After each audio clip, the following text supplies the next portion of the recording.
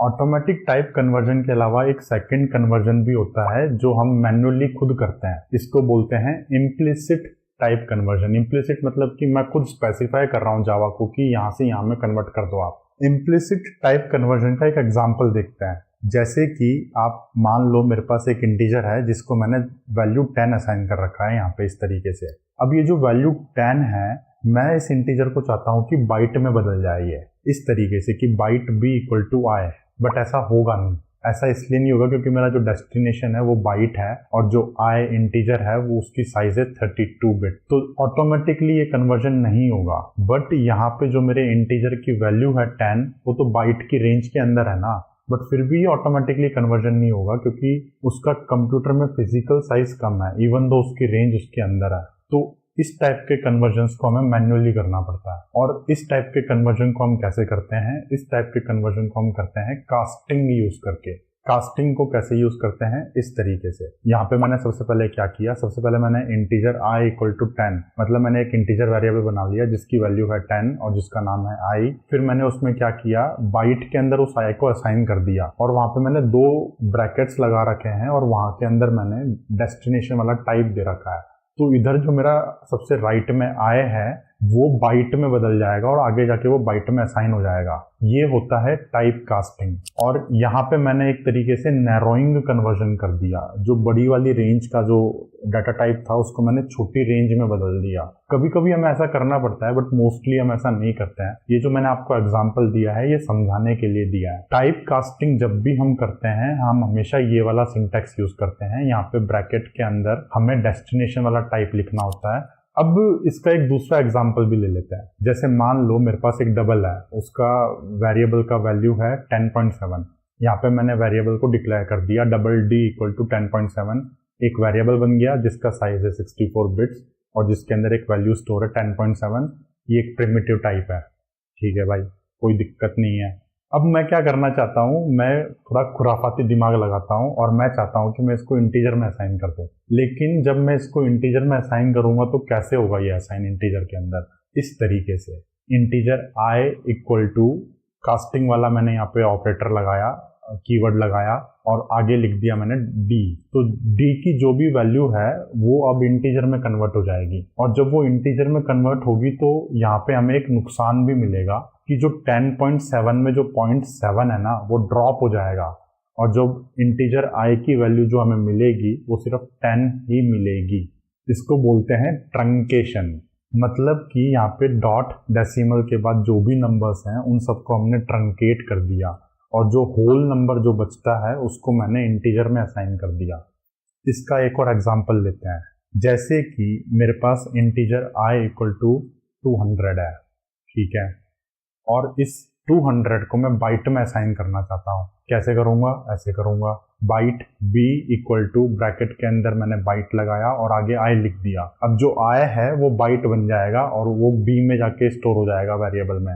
लेकिन यहाँ पे एक एरर है ना, एरर ये है कि बाइट की जो रेंज होती है वो तो 127 तक होती है और आई को मैंने 200 लगा रखा है। तो अब ये कैसे कन्वर्ट होगा? ये कन्वर्ट होता है मॉड्यूलो निकाल के। मॉड्यूलो मतलब कि ये एक मैथमेटिकल ऑपरेशन है। हम 200 को 127 से डिवाइड करते हैं और जो रिमाइंडर बचता है वो आपके बाइट बी में स्टोर होता है। तो अगर यहाँ पे मेरे पास 300 होता तो रिमाइंडर क्या बचता आपका? रिमाइंडर बचता आपका 46, क्योंकि 127 को 2 से मल्टीप्लाई करूंगा तो आ जाएगा आपका 254। 300 में से 254 गया, आपका 46 बच गया। तो बाइट बी के अंदर आपको 46 ही मिलेगा। जो भी वैल्यूज होती हैं अगर हम बड़े वाले साइज से छोटे वाले साइज में कन्वर्ट करते हैं तो ऑब्वियसली कुछ वैल्यूज को तो लूज करना पड़ेगा। तो वहां पे मॉड्यूलो ऑपरेशन यूज होता है। जो रिमाइंडर बचता है वो ही उस वैल्यू में जाके स्टोर हो जाता है। अब जो हमने यहाँ पे टाइप कन्वर्जन्स समझे हैं इनको एक बार जरा सिस्टम पे चलते हैं और प्रैक्टिकली कोड लिख के देख लेते हैं। तो यहाँ पे है एक्सप्लिसिट टाइप, मतलब कि मैनुअल टाइप कन्वर्जन हो रहा है। यहाँ पे मैं खुद जावा को कह रहा हूँ कि टाइप को कन्वर्ट करके दो मुझे। इसका एग्जांपल ले लेते हैं, इंटीजर आई इक्वल टू 10, ठीक है सर। अब मैं क्या चाहता हूँ कि ये इंटीजर आई है ना ये बाइट में कन्वर्ट हो जाए, बाइट बी इक्वल टू आई। यहाँ पे ये नहीं हुआ, यहाँ पे इसने एरर दे दी मेरे को। एरर क्या है? वो तो सिंपल सी एरर है कि आप यहाँ पे बाइट को एक्सपेक्ट कर रहे हो बट वहां पे टाइप है इंटीजर। ऐसा क्यों हुआ? ऐसा इसलिए हुआ क्योंकि जो इंटीजर है वो सोर्स है मेरा, और सोर्स जो है उसको मैं बाइट में असाइन कर रहा हूँ, तो सोर्स जो है वो बड़ा है और बाइट जो है वो छोटा है। यहाँ पे जो 10 जो वैल्यू है ना, ये बाइट की रेंज के अंदर है, बिल्कुल है, लेकिन ये फिर भी इसको कन्वर्ट नहीं करने देगा। क्यों नहीं करने देगा? क्योंकि उसकी जो साइज बनती है मेमोरी में वो तो 32 बिट्स है इसकी, और इसकी सिर्फ 8 बिट्स है। तो इसको अगर मुझे कन्वर्ट करना है तो मुझे यहाँ पे कास्टिंग ऑपरेशन को यूज करना पड़ेगा। कास्टिंग ऑपरेशन किस तरीके से यूज करते हैं? इस तरीके से, यहाँ पे आपको 2 ब्रैकेट्स लगाने हैं और यहाँ पे आपको डेस्टिनेशन वाला टाइप देना है। अब जैसे ही मैंने ये काम किया, क्या हुआ? यहाँ पे जो इंटीजर आया है वो मेरा बाइट में बदल जाएगा, और यहाँ पे जो मेरे को वैल्यू प्रिंट होगी वो क्या प्रिंट होगी? यहाँ पे 10। तो इस तरीके से जब हम बड़ी वाली वैल्यूज को छोटी वाली वैल्यूज में डाल देते हैं तो उसको बोलते हैं नैरोइंग कन्वर्जन। एक बार देख लेते हैं, ये है नैरोइंग कन्वर्जन हमारा। यहाँ पे मैं डबल को फ्लोट में डाल सकता हूँ, लॉन्ग में डाल सकता हूँ, इस तरीके से मैं रेंज को छोटा करता जा रहा हूँ। तो जब हम रेंज को कम करते हैं ना, तो हमें वहां पे नुकसान भी होता है, हमें वहां पे डाटा का लॉस हो जाता है। कैसे लॉस होता है उसका एक एग्जांपल लेके देख लेते हैं। जैसे कि मेरे पास यहाँ पे डबल है, डबल डी इक्वल टू 10.7। अब मैं क्या चाहता हूँ, इस डबल को मैं इंटीजर में डाल दूं इस तरीके से। तो अब यहाँ पे होगा क्या? यहाँ पे पहले तो एरर आ रही है मेरे पास कि यार ये डबल है, डबल को मैं इंटीजर में नहीं ले सकता। ठीक है, तो मैं इसको इंटीजर में कास्ट कर देता हूँ। ठीक है, अब मैंने इसको इंटीजर में कास्ट कर दिया। अब क्या होगा? अब जब मैं इसको प्रिंट करूंगा यहाँ पे, तो यहाँ पे क्या प्रिंट होना चाहिए? देखते हैं क्या प्रिंट होता है।